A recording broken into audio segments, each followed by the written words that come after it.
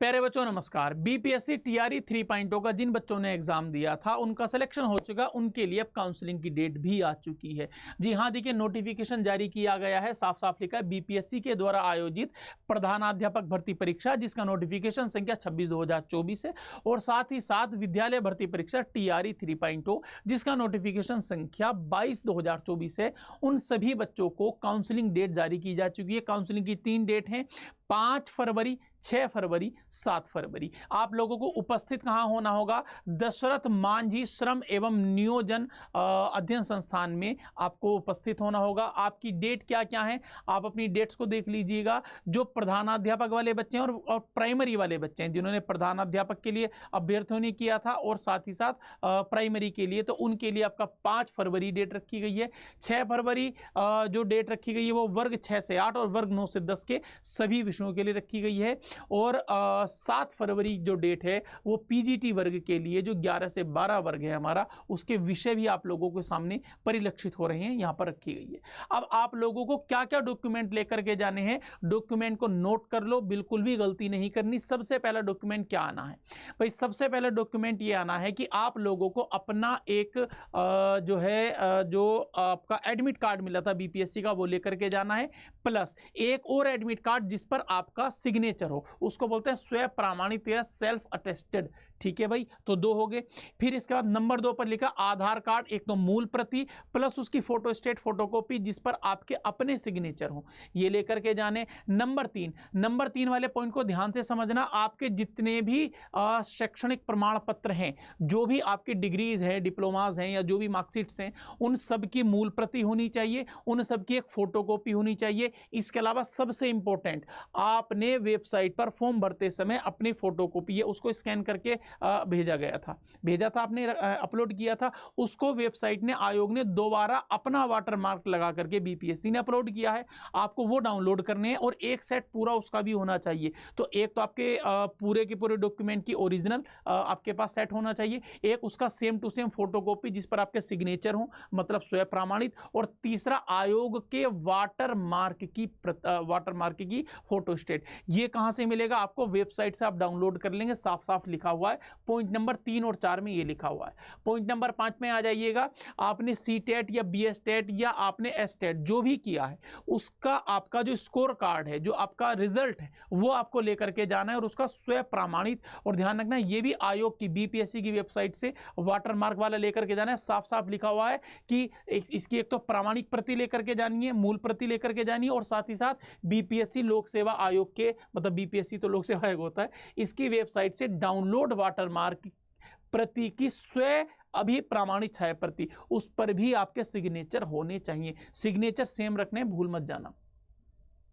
इसके अलावा 3 passport size photograph लेकर के जाने हैं, जैसा कि आयोग द्वारा आयोजित परीक्षा में शामिल होने हेतु वेबसाइट पर जमा करवाए गए थे, उसी टाइप के वही हो तो सबसे अच्छी बात है। इसके अलावा अगर आप आरक्षण का दावा करते हैं तो आरक्षण की मूल प्रति आपके साथ होनी चाहिए, और फिर एक वही लेना है, एक छाया प्रति जिस पर आपके सिग्नेचर हो, प्लस अब बिहार के जो आयोग है बीपीएससी की वेबसाइट से डाउनलोड किया गया वही डॉक्यूमेंट, और उस पर आपका सिग्नेचर भी होना चाहिए। इसके अलावा अगर आपको जन्मतिथि में छूट जिन बच्चों की है उनको भी सेम टू सेम करना है, उसका एक मूल प्रति है ना, और मूल प्रति के साथ आप एक उसकी फोटोकॉपी रख सकते हैं। साथ ही साथ बीपीएससी की वेबसाइट से वाटरमार्क वाला एक आपको डॉक्यूमेंट लेकर के जाना है। इसके अलावा जो मोबाइल नंबर आपका रजिस्टर्ड है उसमें, वो मोबाइल नंबर आपके पास होना चाहिए, ओटीपी वगैरह आएगा तो वो आपका सत्यापन किया जाएगा।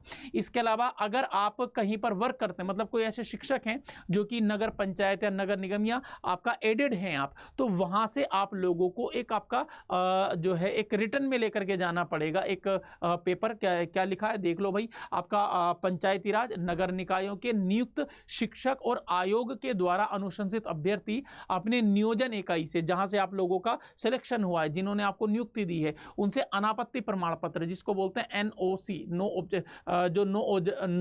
ऑब्जेक्शन सर्टिफिकेट, एनओसी लेकर के विभाग को समर्पित करनी है। तो ये बात आप लोग ध्यान रखेंगे, नीचे भी यही लिखा है। नंबर 11 अपना पैन कार्ड भी आपको साथ लेकर के जाना है। नंबर 12 पूर्ण रूप से भरा हुआ चरित्र प्रमाण पत्र लेकर के जाना है। ये आप पहले बीपीएससी की साइट से डाउनलोड करेंगे, इसको पूरे तरीके से फिल कर लेंगे, ये आपको लेकर के जाना है। ठीक है, इसके अलावा साफ साफ लिखा है, यदि अभ्यर्थी उक्त प्रमाण पत्रों के साथ जांच हेतु उपयुक्त निर्धारित कार्यक्रम के अनुसार उपस्थित नहीं होते तो आपकी योग्यता को, आपकी अभ्यर्थता को रद्द करने का अधिकार आयोग का होगा। प्रमाणिक प्रमाण पत्रों की जांच हेतु अभ्यर्थियों को किसी प्रकार का भत्ता, यात्रा भत्ता कुछ नहीं मिलेगा, ये भी साफ साफ लिखा है। इसके अलावा उपरोक्त सूचना बीपीएससी की वेबसाइट पर देखी जा सकती है, जो आपका stat.bihar.gov.in पर। ये इसका मैं नोटिफिकेशन नीचे कमेंट की लिंक में लगवा देता हूं, आप वहां से डाउनलोड कर लीजिएगा।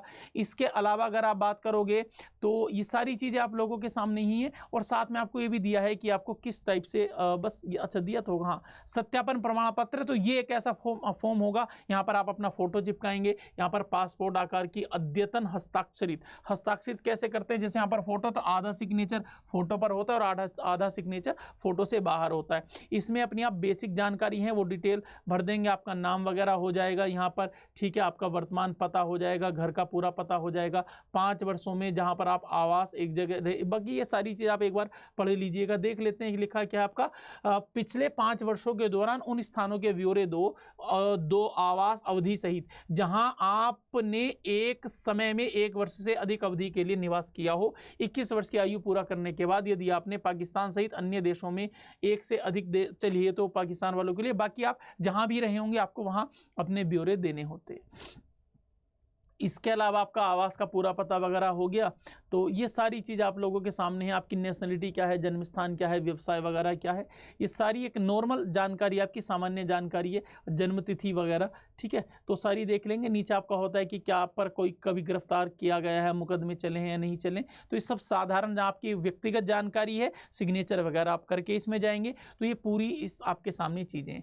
इसके अलावा अब बात आएगी TRE 3.0 के बच्चे सेलेक्ट हो जाएंगे, उन सभी को बहुत बहुत बधाइयाँ। और ऐसे बच्चे जो TRE 4.0 की तैयारी कर रहे हैं, क्योंकि TRE 4.0 का रिजल्ट जो नोटिफिकेशन उम्मीद है कि फरवरी में आपको देखने के लिए मिल जाएगा। मुझे तो ऐसी उम्मीद लग रही है 20-25 फरवरी के आसपास, और BSTET का रिजल्ट भी नोटिफिकेशन भी जल्दी देखने के लिए मिलेगा। आप हमारे सभी बैचेस से जुड़ सकते हैं, उसके लिए आप नीचे दिए गए नंबर पर, स्क्रीन पर एक नंबर है, उस पर आप कॉल कर सकते हैं। नमस्कार, किसी जानकारी के साथ आपके सामने मैं उपस्थित हूँ। धन्यवाद, शुक्रिया प्यारे बच्चों।